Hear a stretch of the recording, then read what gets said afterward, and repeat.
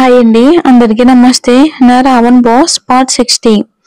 అది వినగానే ఒకరి ముఖాలు ఒకరు చూసుకుని నీ వల్లే అంటే నీ వల్లే అని మనసులో అనుకుంటూ కళ్ళతోనే తిట్టుకుని కిందకి దిగారు.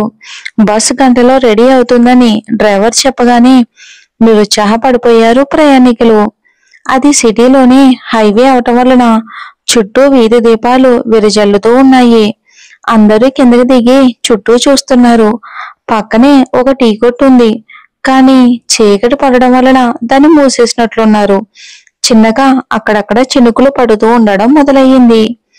ఆద్యకి అసహనం పెరిగిపోయింది. చంద్రశేఖర్ ఫోన్ చేస్తే జరిగింది చెప్పింది ఆద్య. ఆద్య సామర్థ్యం మీద నమ్మకం ఉంది గనుక జాగ్రత్త అన్న మాటతోనే సరిపెట్టేశారు ఆయన. నేను చూసుకుంటాను, మీరేం కంగారు పడకండి అంటూ ఫోన్ పెట్టేసి పక్కనే చూసేసరికి ఆకాష్ అక్కడ లేడు. ఒక్కసారిగా కనుబొమ్మలు ముడిపడగా అప్పటిదాకా ఉన్న తోడేదో కనుమరుగైనట్లు క్షణం అసౌకర్యంగా అనిపించి చుట్టూ చూసింది ఆద్య. ఎక్కడా అతడు లేడు. జనంలో కొందరు కాస్త చెదురు ముదురుగా తయారై ఆ పరిస్థితిని ప్రశాంతంగా ఆస్వాదిస్తూ ఉంటే, మరికొందరు చిరాగ్గా వాచీలు ఫోన్లు చూసుకుంటూ నిలబడ్డారు. ఇలాంటి టైంలో ఎక్కడికి వెళ్ళాడోనని విసుక్కుంటూ ఎవరిని అడగాలో తెలియక ఇక అటు చూసి ఇటు చూసింది.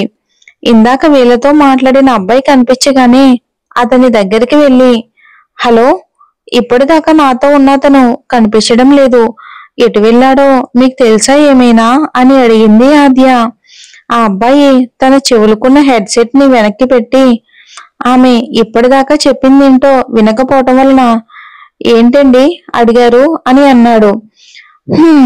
అసహనంగా ఓ ఊపిరి వదిలి ఇందాకటి ప్రశ్ననే రిపీట్ చేసింది ఆమె. ఓ, మీ బాయ్ ఫ్రెండా అని క్షణం ఆలోచించి ఇప్పుడే అటువైపు వెళ్ళాడు అనడం పూర్తి కాగానే ఎవరు చెప్పారు నీకు తను నా బాయ్ ఫ్రెండ్ అని కోపంగా అడిగింది ఆద్య. ఆమె కోపాన్ని చూసి కూల్ బడ్డీ కూల్, అతను మీ బాయ్ ఫ్రెండ్ కదా, అయితే మీరు సింగిలా అని ప్రశ్నించాడు.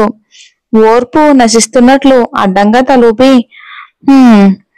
ఇద్దరు అమ్మాయిలు అబ్బాయి కలిసి పక్కపక్కన కూర్చున్నంత మాత్రాన వాళ్ళు లవర్స్ అయిపోరు, తమ్ముడు అంటూ వెన తిరిగేసరికి తమ్ముడా అని కాస్త బిగ్గరగానే వినిపించింది ఆ అబ్బాయి గొంతు. దాంతో మళ్ళీ అతను వంక తిరిగి కాలేజ్ స్టూడెంట్ లా ఉన్నావు అందుకని అన్నా అంది మళ్ళీ వెనక్కి తిరుగుతూ. ఉంటే అనేస్తారా అని ప్రశ్నించాడు ఆ అబ్బాయి ఇక తల పట్టుకుని వెనక్కి తిరుగుతూ. ఇప్పుడు ఏమైంది, నాకంటే చిన్నవాడివే కదా అంది అయోమయంగా. అమ్మాయి అబ్బాయి పక్కపక్కన కూర్చున్నంత మాత్రాన లవర్స్ అయిపోరు, కానీ చిన్నగా కనిపించినంత మాత్రాన తమ్ముణ్ణి అయిపోయానా అని కనుబొమ్మలు ఎగరేసి అడిగాడు ఆ అబ్బాయి. అందులో అతనికి ఏం సమస్య ఉందో అర్థం కాక అతనితో వాదించే ఓపిక లేక అక్కడి నుండి ఆకాష్ కోసం చుట్టూ చూస్తూ గాలించింది ఆద్య. అది గమనించిన అబ్బాయి, మీరు చాలా అందంగా ఉన్నారు, పైగా బాయ్ ఫ్రెండ్ లేడు, నాకు ఛాన్స్ ఉంటుందిగా, అప్పుడే తమ్ముడిని చేసేస్తే ఎలా అని గారంగా అడిగినట్లు అడిగాడు. ఒక్క క్షణం అతని మాటలతో షాక్ అయ్యి మళ్ళీ కాసేపటికి తేరుకుని అతన్ని ఏమీ అనలేక గాఢంగా ఊపిరి వదిలి, చూడమ్మా, నాకు నీతో వాదించేంత ఓపిక లేదు, కానీ నువ్వు నాకంటే చిన్నవాడివి, నీకు అసలు ఛాన్సే ఉండదు, నువ్వు ముందు బాగా చదువుకుని నీ పని నువ్వు చూసుకో అని సాధ్యమైనంత ప్రశాంతంగా చెప్పి ఆకాష్ కోసం వెళ్ళబోయింది ఆద్య. మాటిమాటికి పెద్ద పెద్ద అంటున్నారు, మహా అయితే నాకంటే 3 ఏళ్లు పెద్ద అంతే కదా అన్నాడు ఆ అబ్బాయి మూతి పక్కకు తిప్పి. 3 ఏళ్ళైనా 2 ఏళ్ళైనా సంవత్సరమైనా పెద్ద అంటే పెద్దే, అతని వంక తిరగకుండానే అనేసింది ఆద్య. సరే, ఒకవేళ పెద్దే అయినా ప్రాబ్లం ఏంటి, సచిన్ తనకంటే 5 ఏళ్ళ పెద్దమ్మాయిని చేసుకోలేదా ఎంతో కాన్ఫిడెంట్ గా అడిగాడు ఆ అబ్బాయి. ఇక ఆద్య సహించలేక గాఢంగా ఊపిరి వదిలి, అయితే ఇప్పుడు నేను నిన్ను చేసుకోవాలా కళ్ళు చిన్నవి చేసి కోపంగా అడిగింది ఆద్య. ఆమె అడగగానే, వావ్, మీరు అలా అడిగితే నో అని ఎలా చెప్పగలను, ముందు మీ నెంబర్ అడ్రస్ ఇస్తే అప్పుడప్పుడు మీట్ అవుతూ సరదాగా అని అంటున్న అతని మాటలు పూర్తి కాకముందే అతని కాళ్ళను పట్టుకుని ముఖంలోకి చూస్తూ, ఏరా చిన్నపిల్లాడివి కదా అని ఎంత చిరాకులో ఉన్నా ఓపిగ్గా సమాధానం చెప్తుంటే నాతోనే పరాచికలాడతావా అని అంది బిగ్గరగా ఆద్య. ఓరి దేవుడా, ఏంటిది ఉన్నట్లుండి ఒక్కసారిగా చంద్రముఖిలా మారిందని ఆ అబ్బాయి నోటి మాట రాక భయంగా చూస్తూ ఉంటే సరిగ్గా అప్పుడే పని ముగించుకుని అప్పుడే అటువైపు వస్తున్న ఆకాష్ ఆద్య ఆ అబ్బాయి కాళ్ళను పట్టుకుని ఉండడం చూసి, అబ్బా ఎవడో మళ్ళీ దీంతో పెట్టుకున్నట్టున్నాడుగా అని ఆకాష్ మనసులోనే అనుకుంటూ హడిగా పరిగెత్తి ఒక్కసారిగా వాళ్ళని చేరుకున్నాడు. ఆద్య చేతులను పట్టుకుని అతని కాలర్ నుండి వాటిని విడిపించి, కాసేపు కూడా సైలెంట్ గా ఉండవా అని ఆమె వంక చూసి అనగానే, నేను కాదు ముందు వాడే మొదలు పెట్టాడు అని ఆ అబ్బాయి వైపుగా వేలు చూపిస్తూ మళ్ళీ అతని వైపు వెళ్ళబోయింది ఆద్య. ఆ అబ్బాయి భయంతో కాస్త వెనక్కి జరగగానే ఆద్యని ఆకాష్ ఆపి, నేను చూసుకుంటాను అని ఆమెకు నచ్చ చెప్పుతూ అతని వైపు వెళ్ళి ఆకాష్ ఆ అబ్బాయి భుజం మీద చెయ్యేసి, టెన్షన్ పడకుండా ఏం జరిగిందో చెప్పు అన్నాడు ఆకాష్ ఆ అబ్బాయితో. ఆ అబ్బాయి ఇక జరిగిందంతా చెప్పగానే, దాందేం తప్పు లేదు అని ఆకాష్ తన మనసులో అనుకుంటూ ఉండగానే, నేనేమంత తప్పుగా మాట్లాడ్డానని ఆమె ఎలా చేసింది బ్రో? ఈ రోజుల్లో ఏజ్ అనేది అసలు మ్యాటరే కాదు. మా కాలేజీలోని జిడ్డు ముఖాలను చూసి చూసి నాకు బోర్ కొడుతుంది. తనకన్నా లైన్ వేద్దాం అనుకున్నాను. దానికే నేనేదో నేరం చేసిన వాడిలా అంటూ ఆపాడు ఆ అబ్బాయి చిన్నగా నిట్టూర్చి. నిజం చెప్పాలంటే నువ్వన్న మాటలకు తను కాస్త తక్కువగానే రియాక్ట్ అయ్యింది. బహుశా స్టూడెంట్వి అని ఆలోచించుంటుంది అన్నాడు ఆకాష్. పో బ్రో, నువ్వు కూడా తనకే సపోర్ట్ చేస్తావేంటి అని కాస్త ఏడుపు ముఖంతోనే అన్నాడు ఆ అబ్బాయి. అరే నేను చెప్పేది నిజం తమ్ముడు అని ఎంతో క్యూరియాసిటీతో చూస్తున్న అతని వంక చూసి, నిజానికి ఆ అమ్మాయి జనజీవన స్రవంతిలో కలిసిపోయిన నక్సలైట్ అని ఆకాష్ చెప్పగానే గుడ్లు తేలేశాడు ఒక్కసారిగా ఆ అబ్బాయి. అతన్ని చూసి నిజం అని కళ్ళార్పి, మధ్యలో మన ప్రభుత్వం అడవిలో నుండి వచ్చి జనజీవ స్రవంతిలో కలిసిపోయిన వారికి బతుకు తెరువు కోసం ఆటోలు ఇస్తామని అన్నప్పుడు బయటకు వచ్చింది ఈవిడ అని అన్నాడు అతని చెవిలో చాలా మెల్లగా ఆద్యకి వినపడకుండా. నిజంగానా అని కళ్ళు పెద్దవి చేసి, మరి ఆటో ఏమైంది, బస్సులో తిరుగుతుంది అని అడిగాడు ఆ అబ్బాయి అనుమానంగా కనుబొమ్మలు ముడివేసి. ఇక ఆకాష్ కాసేపు ఆలోచించి, తనకి వినయ్ అనే ఒక బాయ్ ఫ్రెండ్ ఉండేవాడు. వాడు పరమ దుర్మార్గుడు అనగానే అప్పుడే డైనింగ్ టేబుల్ మీద కూర్చుని బిర్యానీలోని చికెన్ పీస్ ని నమలిస్తున్న వినయ్కి పొలమారగా పక్కనే ఉన్న గ్లాసులను వాటర్ గబగబా తాగేసి, ఆ ఈ టైంలో నన్ను తిట్టుకుంటున్న ఆ అజ్ఞాత శత్రువు ఎవరబ్బా అని వినయ్ తినేవాడల్లా కాసేపు ఆలోచించి, ఇంకెవడు ఆ ఆకాష్ గడే అయి ఉంటాడు ఖచ్చితంగా. అయినా నేనెప్పుడూ కూడా తన వైపే మాట్లాడతానని తిట్టుకుంటూ ఉంటాడు అని పక్కనే ఉన్నా అతని ఫోన్ కేసు చూసి, ఎన్నిసార్లు చేసినా ఫోన్ మాత్రం లిఫ్ట్ చేయడు అని తినడంలోనే మళ్ళీ మునిగిపోయాడు వినయ్ బిజీగా. వాడికి లేని అలవాటంటూ లేదు. వాడికి అనుకోకుండా క్యాన్సర్ వచ్చింది. దాంతో ఈవిడ భయపడి కంగారు పడి బాధపడి అని ఎమోషనల్ తోనే చెప్పి ఆ ఆటోని అమ్మేసి ఆ డబ్బు వాడి చేతుల్లో పెట్టింది అని ఆపాడు ఆకాష్.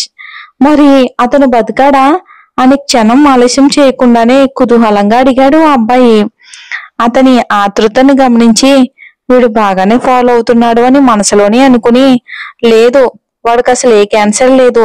డబ్బు కోసం నాటకమాడి ఆ డబ్బు తన చేతికి దొరకగానే దాన్ని పట్టుకుని దుబాయ్ పారిపోయాడు అని బాధగా ముఖం పెట్టి అన్నాడు ఆకాష్ ఆ అబ్బాయితో. అయ్యో అని అబ్బాయి సానుభూతి చూపించగానే, పాపం అప్పటి నుండి ఈ అమ్మాయి పూర్తిగా సైకో అయిపోయింది. అందుకే దగ్గరలోనే ఉన్న మెంటల్ హాస్పిటల్ దగ్గర చూపించి తీసుకొస్తున్నాను అని బాధ కనబరుస్తూ చెప్పాడు ఆకాష్. కాసేపు ఆ అబ్బాయి కూడా బాధపడి ఒక్కసారిగా ఏదో ఆలోచన రాగా, ఇంతకీ తనకి నువ్వేమవుతావు అని అడిగాడు అతను. అతని ప్రశ్నతో అసహనంగా ఊపిరి వదిలి, నేను నేను అని ఏం అబద్ధం చెప్పాలో అర్థం కాక తను తను చెప్పిన కథలో తన పాత్ర ఎక్కడ పెట్టాలో తెలియక మదన పడుతూ ఉండగా "హ్మ్, ఇంకో కథ అల్లు, ఆలస్యం ఎందుకు" అని అంది ఆద్య. అదే గొంతుతో తలెత్తి ఎదురుగా ఉన్న అబ్బాయి వంక చూసేసరికి అతను ఆకాష్ వెనక వైపు చూడటం గమనించి "వెనుకే ఉందా" అన్నట్లుగా తలూపి అడిగాడు. ఉంది అన్నట్లుగానే ఆ అబ్బాయి తలూపగానే వెంటనే ఆ అబ్బాయి వెనక దాక్కుని ఆమెకేసి చూశాడు. కోపం పట్టలేక పళ్ళు కొరుకుతూ "ఏమన్నావు? నేను నక్సలైట్నా? జనజీవన స్రవంతిలో కలిసిపోయానా? అది కూడా ఆటో కోసం" అని అతని మీదకు వచ్చింది. మధ్యలో ఉన్న అబ్బాయికి ఆకాష్ చెప్పిందంతా అబద్ధమని అర్థమైపోగా నవ్వు వస్తున్న ఎదురుగా ఉన్న ఆద్య కోపాన్ని చూసి ఆపుకోవడానికి ప్రయత్నిస్తూ ఇక తన వల్ల కాక బిగ్గరగా నవ్వేశాడు అతను. అతను నవ్వడం చూసి మరింత కోపం పెరిగిపోగా అతన్ని తోసేందుకు ప్రయత్నించగా సరిగ్గా అప్పుడే ఫోన్ వస్తూ ఉండడంతో అతను ఆకాష్ నుండి పక్కకు జరిగాడు. దాంతో అతన్ని తోసేపోయి అతను పక్కకి తప్పుకునేసరికి ఆకాష్ వైపుగా తన చేతులు తోసుకుపోయి అతని మీదే పడిపోయింది ఆద్య. ఇక క్షణంలో జరిగిన పరిణామానికి నోటమాట రాక అలాగే బిగుసుకుపోయి చుట్టూ ఉన్నదంతా భ్రమేమోనని, తమకంటూ మరో లోకం ఉంది అని గాఢంగా ఒకరి కళ్ళల్లోకి ఒకరు చూస్తూ ఉండిపోయారు. కాసేపటికి ఆద్య తేరుకుని కంగారు పడుతూ లేచి నిలబడింది. ఆమెతో పాటే ఆకాష్ కూడా లేచి నిలబడగా దూరం జరగాలని ఉన్న ఆద్య హఠాత్తుగా అతనికొచ్చి తాకింది. ఏమైంది అని చూసేసరికి ఆమె మెడలో ఉన్న గొలుసు ఆకాశం షర్ట్ బటన్ కి చిక్కుకుని ఉంది. దాన్ని తీసేందుకు ప్రయత్నిస్తూనే చుట్టూ చూసేసరికి జనమంతా వాళ్ళనే చూస్తూ ఉండడం గమనించి ఆ లైట్ వెలుతురు నుండి అతని చెయ్యి పట్టుకుని అలాగే అభిముఖంగా ఉంటూ బస్ వెనక వైపు చీకట్లోకి తీసుకువచ్చింది. ఇక ఆమెనే చూస్తూ చిన్న పిల్లాడిలా ఆమె తీసుకెళ్లిన వైపే వెళ్ళిపోయాడు ఆకాష్. ఆ బస్ వెనక వైపు వెళ్ళగానే అతన్ని విసురుగా బస్ కి ఆంచి తన గొలుసు తీసుకునే ప్రయత్నం చేసింది. ఆకాష్ కనీసం ఆమెకు సహాయం కూడా చేయకుండా దిక్కులు చూస్తూ నిలబడ్డాడు. అలా చూస్తున్న అతనికేసి జుగుప్సుగా చూసి తన గొలుసు విడిపడగానే వెళ్ళబోతున్న ఆద్యను లాగి తన స్థానంలోకి మార్చి బస్ కి అదుముతూ ఆమెకు అభిముఖంగా నిలబడ్డాడు. అతను ఏం చేస్తున్నాడో ఆద్యకి అర్థం కాక బిత్తరపోయి చూసి వదిలించుకునేందుకు ప్రయత్నించింది. వెంటనే ఆపేశాడు ఆకాష్. ఒక్కసారిగా బిగుసుకుపోయింది ఆద్య. మరింతగా ఆమె దగ్గరికి జరిగాడు. కళ్ళు పైకెత్తింది తను. ఆమె కళ్ళల్లోకి చూస్తూ మరింత దగ్గరయ్యాడు అతను. హృదయం అదే పనిగా శబ్దాలు చేస్తుంది. అతన్ని దూరంగా నెట్టేయమంటూ బుద్ధి ఒకవైపు అరుస్తూ ఉంటే నెట్టేస్తానని మాటిస్తూ కూడా ఏమీ చేయలేకపోతుంది మనసు. ఎంతసేపు ఆమెలో ఆమె పెనుగులాడి అతన్ని తోసేసే లోపే ఊడిపోబోతున్న ఆమె గొలుసుని సరిచేస్తూ "ఇది నేను వేసిందే కదా" అని ఆమె చెవిలో గాఢంగా చెప్పి దూరం జరిగాడు ఆకాష్. ఆ గొలుసును చేతితో తడిమి ఆ రోజు ఆకాష్ వేసిన సన్నివేశం గుర్తొచ్చి మనసంతా తెలియని కలవరం ఆవహించగా ఎందుకని వద్దని ఎంత దూరం పరిగెడుతున్నా పరిస్థితులన్నీ ఇతన్ని నాకు దగ్గర చేసే పనే పెట్టుకున్నాయి. నా మనసు నన్ను మోసం చేసింది. ఇప్పుడు ఆ వంతు నాది. ఇక తప్పు మనుషులతో జీవితాన్ని పంచుకోవటం కంటే ఒంటరిగా ఉండటం చాలా ఉత్తమం. ప్రేమ పెళ్లివి లాంటివి ఇక నా జీవితంలో ఉండకూడదు. అలా ఉండకూడదు అంటే ఈ మనిషిని నా మనసు ఇంకా ఇంకా ద్వేషించాలి అని నిర్ణయించుకుంది. ఇక ఆద్య గాఢంగా ఊపిరి వదిలి అక్కడి నుండి కదిలింది. అనుకున్నంత సులువుగా ఉండవుగా జీవితాలు నిజానికి ఎవరి అయినా సరే. నిజానికి జీవితం ఎప్పుడూ మనం ఊహించడానికి కూడా సాహసించని ఒక కొత్త దారిని కలిగి ఉంటుంది. ఏది వద్దని పరిగెడుతూ ఉంటామో అదే మనల్ని ఊపిరి ఆడకుండా చేస్తుంది. ఇది స్టోరీలో అయినా నిజ జీవితంలో అయినా ఇదే నిజం కదా. ఏమంటారు చెప్పండి. అలానే స్టోరీ నచ్చితే లైక్ చేసి ఛానల్ని సపోర్ట్ చేయండి. Thanks for watching.